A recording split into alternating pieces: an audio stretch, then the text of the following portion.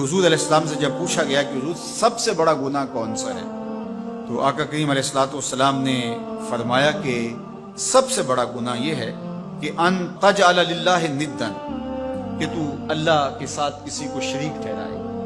वहुवा खालका का, हालांकि उसने तुझे पैदा किया, तुझे तख्लीक किया, और तू उसका शरीक बना के बैठ जाए, का ये सबसे बड़ा गुनाह है। तो रावी ने अर्ज की कुल तो सुम्मा यो, हुजूर फिर उसके बाद? तो आका करीम ने फरमाया सुम्मा अन तक़्तुला वलदका खशियता अन यतअमा माका, तू बच्चे को इसलिए कत्ल कर दे कि ये किस तरह मैं इसको पाल सकूंगा। बच्चे को ज़ाया कर देना, उसको कत्ल कर देना। अल्लाह फरमाता है नहनु नर्ज़ुकुकुम व इय्याहुम, हम तुम्हें भी रिज़्क़ देते हैं, उनको भी देंगे। तीसरी बात हुजूर ने फरमाया अन तुज़ानिया बिहलीलति जारिका, आप हमसाये की बीवी के साथ बदकारी करें। तो ये बड़े गुनाहों में से, हमसाया माँ जाए की तरह होता है, उसकी दीवार सांझी होती है, उसकी इज्जत सांझी होती है, और अगर कोई शख्स ताक में रहे और हमसायों के घर घुस के उनकी आबरू रेज़ी कर दे, तो ये तीन बड़े गुनाह जो हैं उनमें से एक बड़ा गुनाह अल्लाह के महबूब अलैहिस्सलाम ने इरशाद फरमाया।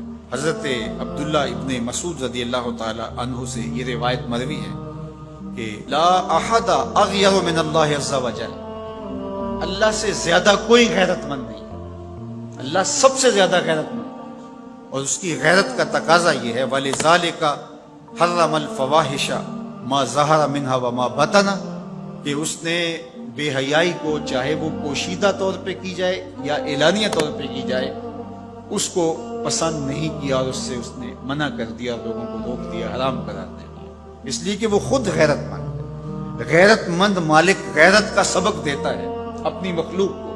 अल्लाह ताला कुरान मजीद में इरशाद फरमाया वला तक़रबुल फ़वाहिश मा ज़हरा मिन्हा व मा बतन, फुहश काम के करीब न जाना, वो एलानिया तौर पे करो या वो मख्फी तौर पे करो।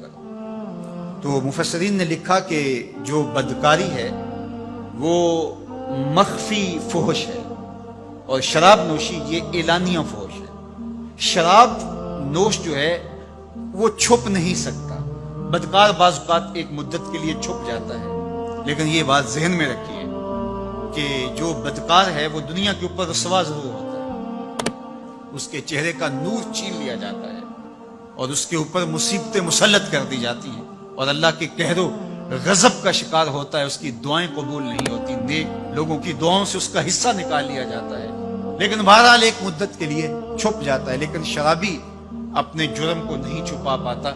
तो कहा कि जो मख्फी जुर्म है वो बदकारी है, और जो इरशाद फरमाया कुरान ने कि जो जाहिर जुर्म है, इससे मुराद जो है वो अल खम्र है, शराब है, और हर नशा देने वाली चीज से हराम की हुर्मत आई।